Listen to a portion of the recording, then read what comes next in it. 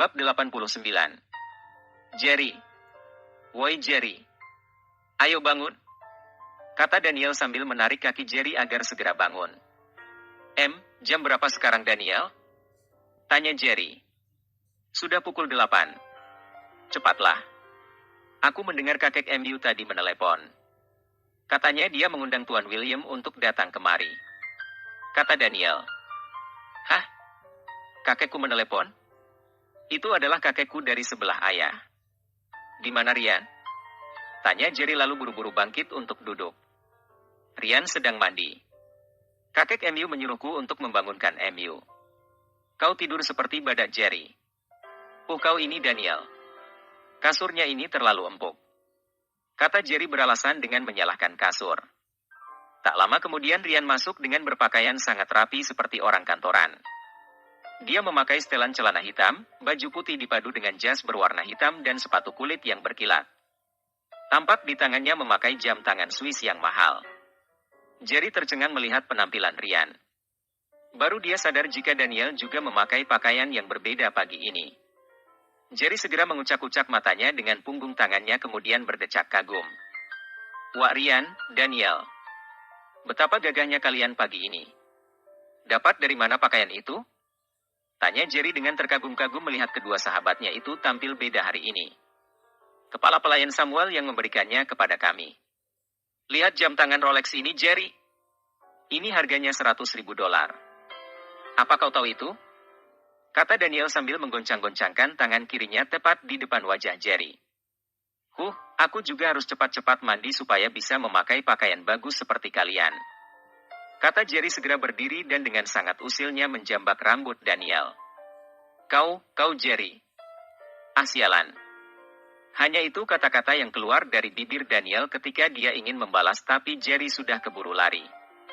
Di Villa William saat ini. Ketika Tuan Besar William selesai menerima panggilan telepon dari Tuan Smith yang meminta dirinya untuk datang sendirian ke Villa Smith, dia sangat bersemangat dan mulai bersiap-siap berkemas diri dan segera menemui cucunya yang sangat dirindukannya. Sebenarnya sangat wajar jika Tuan William sangat bersemangat ketika ini. Ini tidak lain adalah dia sangat menaruh harapan tinggi kepada cucu satu-satunya yang bisa diharapkan itu. Ini karena Kenny cucu tertuanya adalah cucu yang cacat. Walaupun ada kesan wibawa, kearifan dan memiliki kepintaran seperti Wilson anaknya yang telah meninggal dunia 22 tahun yang lalu, namun keterbatasan fisik membuat Kenny tidak bisa terlalu diharapkan. Oleh karena itulah Tuan William menumpahkan semua harapannya kepada Jerry. Selama perusahaan yang dia rintis berada di bawah kendali Jackson, perusahaan itu terus-menerus mengalami penurunan. Nilai pasar saham anjlok dan selalu kalah bersaing dengan perusahaan Walker dan Patrick. Untuk saat ini aktivitas keluarga Patrick memang sempat terhenti. Tapi itu hanya sementara. Sebentar lagi ketika keadaan mereka mulai stabil, mereka pasti akan segera menggebrak pasar dan bertarung dengan perusahaan top lainnya di negara ini. Tuan William kini sedang memikirkan apa yang harus dia jadikan sebagai alasan agar Jackson dan Diana tidak mengikuti dirinya ke Villa Smith. Aku harus menyuruh Jackson dan Diana ini untuk meninjau proyek di selatan Metro City dan membuatnya sibuk hari ini. Kata Tuan William dalam hati. Setelah berpikir, dia lalu mengambil gagang telepon, menekan nomor dan mulai membuat panggilan. Halo ayah. Kata suara lelaki di ujung telepon begitu panggilan itu terhubung. Jackson, pergilah bersama Diana untuk meninjau proyek yang sedang berlangsung di selatan Metro. Pastikan semuanya berjalan sesuai rencana. Kata Tuan William memberi perintah. Baik ayah. Aku akan berangkat bersama Diana ke sana sekarang. Kata Jackson tanpa sedikit pun membantah. Lakukan sebaik mungkin. Kata Tuan William segera mengakhiri panggilan. Apa yang dikatakan ayah padamu?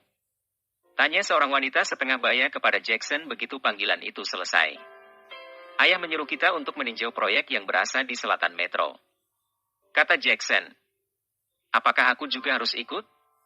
Tanya wanita itu. Benar. Kau juga harus ikut. Aku butuh bantuanmu di sana. Kata Jackson. Ayahkah yang menyuruh MU membawaku serta? Tanya wanita itu lagi seperti tidak puas. Diana, sudahlah. Apa bedanya aku atau ayah yang menyuruh? Bersiaplah. Kita akan berangkat, kata Jackson yang mulai jengkel dengan pertanyaan tak berguna itu. Orang tua busuk bau tanah itu. Dia kira bisa mengelabuiku. Padahal dia telah menunjukkan jalan bagiku sebagai alibi. Berangkatlah kau orang tua sok pintar. Ini adalah keberangkatan terakhir MU menuju kuburan. Cibir Diana dalam hati.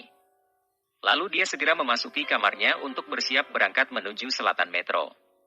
Tuan William yang ditemani oleh Leonard sebagai kepala pelayan keluarga telah bersiap untuk berangkat menuju Bukit Metro bagian utara untuk mengunjungi villa sahabatnya yaitu Leon Smith. Tak lama setelah itu sebuah mobil Volvo menderu meninggalkan villa besar nan mewah itu menuju ke jalan raya Metro City diikuti oleh 2 mobil BMW dari belakang sebagai pengawal tuan besar itu. Awalnya keberangkatan itu berjalan dengan lancar. Namun setelah setengah perjalanan, Leonard mulai merasakan bahwa mobil mereka seperti dibuntuti dari belakang oleh puluhan mobil lain dengan mengatur jarak tertentu. Hal ini membuat Leonard sedikit merasa curiga di hatinya. Namun dia tidak mengatakan apa-apa. Ini karena dia tidak ingin jika Tuan William akan merasa khawatir. Sesampainya di bawah jembatan layang utara Metro City, mobil-mobil ini mulai memotong mobil mereka dan salah satu dari mobil ini segera membanting setir sehingga mobil itu berbelok sangat cepat menghalangi jalan bagi mobil yang ditumpangi oleh Tuan William. Ada apa ini Leonard? Tanya Tuan William heran melihat banyaknya mobil telah mengelilingi mobil mereka dan 2 mobil pengawalnya itu. Tuan, sepertinya ada yang tidak beres, kata Leonard dengan wajah khawatir. Menyadari bahwa mereka telah dikepung oleh ramai orang. Para pengawal di dalam 2 mobil itu segera keluar dan mulai mengelilingi mobil majikannya sebagai bentuk berjaga-jaga. Ini termasuk juga supir yang menjadi supir pribadi Tuan William. Kini tampak puluhan lelaki dengan berbagai senjata di tangan mulai menyerbu ke arah mereka. Dan akhirnya perkelahian yang tak seimbang itu pun pecah juga. Saat ini tampak satu persatu pengawal Tuan William berjatuhan ke tanah karena tidak mampu membendung serangan dari orang-orang yang telah mengepung mereka. Tepat ketika para pengawal itu tidak tersisa satupun, dari depan dan belakang tampak banyak kendaraan roda 2 dan beberapa mobil menderu-deru memasuki lorong bawah jembatan itu dan mulai menyerang kelompok penghadang tadi. Peperangan dahsyat kini terjadi. Semua yang berada tempat itu saling pukul dan tendang mengakibatkan banyak korban kini berjatuhan. Salah satu lelaki dengan wajah dingin dan seorang lagi dengan wajah ganas dan ada bekas luka memanjang di wajahnya seperti singa kehilangan anak. Menghajar siapa saja yang menghalanginya. Sudah tak terhitung berapa jumlah korban yang berjatuhan di tangan mereka berdua. Ketua, ini sangat menyenangkan, kata orang di sampingnya itu tertawa-tawa sambil melibas siapa saja yang berada di dekat mereka. Belum lagi lama perkelahian itu pecah. Kini dari arah belakang datang pula serombongan mobil-mobil dengan berbagai jenis berhenti menutupi jalan. Lalu dari dalam mobil itu berlompatan lelaki-lelaki yang terlihat seperti tentara yang terlatih ikut terjun ke dalam pertempuran itu sehingga menyebabkan jalan yang berada di bawah jembatan itu layaknya seperti arena pembantaian saja. Leonard dan Tuan William yang masih berada di dalam mobil hanya bisa saling pandang menyaksikan adegan itu. Sedikit pun tidak tergambar perasaan takut di wajah mereka.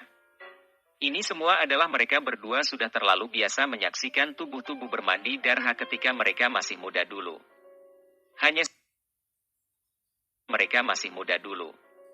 Hanya saja yang mereka masih tidak mengerti adalah, siapa yang telah mengirim orang-orang ini untuk mengepung jalannya dan berniat untuk mencelakainya. Ketika dia melihat bahwa ada beberapa wajah yang dia kenal, dia segera menduga bahwa pasukan pembela itu pasti adalah orang-orang yang dikirim oleh Leon Smith. Dia pernah mendengar dari Leon bahwa Draco dan Sham telah direkrut olehnya bekerja sebagai bawahan. Namun alasan Draco mau bekerja di bawah Leon Smith tidak lain adalah karena Jerry adalah anak angkat Draco. Kini pertarungan itu sudah hampir mencapainya. Tampak kini puluhan orang-orang pengepung itu bergelimpangan di jalan. Darah kini mulai membasahi jalan. Aspal yang hitam itu kini berubah warna menjadi merah. Begitu salah seorang dari mereka melihat Pro, Draco langsung memerintahkan Regan untuk menangkap dan beracting menyekapnya ke dalam mobil. Pro yang mengetahui bahwa itu hanyalah sebuah kepura-puraan segera melakukan perlawanan juga dengan berpura-pura. Namun dia segera kalah dan diseret ke dalam mobil. Tetap di sini Pro. Kau akan aman di sini. Jika anak buah Tuan Sham yang tidak mengenalmu melihat, kau pasti akan celaka, kata Regan. Oke Regan. Terima kasih. Kata Pro. Setelah perkelahian itu selesai dan orang-orang yang mengepung itu telah dibantai. Barulah Tuan William keluar dari mobilnya dan berdiri dibantu tongkat dan Leonard di sampingnya. Draco. Terdengar Tuan William memanggil nama Draco membuat Draco yang baru saja memukul seseorang kini berbalik. Saya tuh. Tuan. Jawab Draco. Kemari kau anak bandel. Panggil Tuan William. Draco yang tahu gelagat mulai kebingungan. Namun dia tetap melangkah juga mendekati orang tua itu. Begitu Draco mendekat, Tuan William langsung menjewer telinga Draco. Dasar anak bandel. Kemana saja kau menghilang selama ini, ha? Ampun tuh. Tuan. Aku berada di Hillstreet merawat dan membesarkan tuan muda. Kata Draco sambil nyengir menahan sakit. Sekarang bawa aku menemui cucuku itu. Kata Tuan William. Bah, baik tuan. Kata Draco sambil menggosok-gosok telinganya yang sakit. Cepat. Iya tuan.